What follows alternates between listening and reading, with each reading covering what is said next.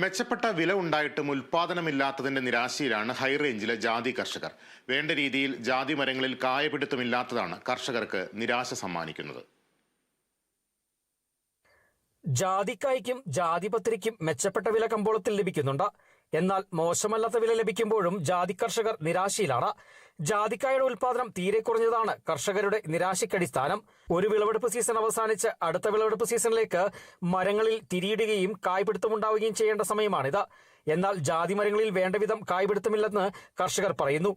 പോയ വർഷം മെച്ചപ്പെട്ട വിളവ് ലഭിച്ചിരുന്നുവെന്നും നിലവിലെ സ്ഥിതിയെങ്കിൽ ഒരു വർഷം ജാതിക്കായുടെ ഉൽപാദനത്തിൽ ഇടിവ് സംഭവിക്കുമെന്നാണ് കർഷകരുടെ വാദം. ഈ പ്രളയത്തിന് ശേഷം ജാതിയും കൊക്കോയും തീർത്തും ഇല്ലാത്ത അവസ്ഥയായിരുന്നു. ഇപ്പം ഈ പ്രളയം അതിനുശേഷം ഇപ്പോൾ കഴിഞ്ഞ പ്രാവശ്യം ഒരുമാതിരി കാച്ചു, ഈ തവണ കുറവാണ്. ഇപ്പോൾ സാധാരണ ആ തളിരൊക്കെ ഇടുന്ന സമയത്ത് ആ പൂ വന്നതാണ്. ഈ തവണ പൂവും അങ്ങനെയില്ല.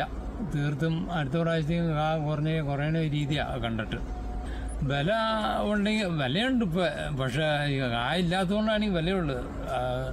വില ഉണ്ടായിട്ട് കാര്യമില്ലല്ലോ, കായില്ലല്ലോ. ജാതിമരങ്ങളിൽ ഉണ്ടാകുന്ന കായകൾ പൊഴിഞ്ഞു പോകുന്ന സ്ഥിതിയുമുണ്ട്. പ്രളയാനന്തരം ജാതിമരങ്ങളിൽ ഉൽപാദനം കുറഞ്ഞിരുന്നുവെന്ന് കർഷകർ പറയുന്നു. എന്നാൽ പോയ വർഷം മെച്ചപ്പെട്ട വിളവ് ഒട്ടുമിക്ക കർഷകർക്കും ലഭിച്ചിരുന്നു.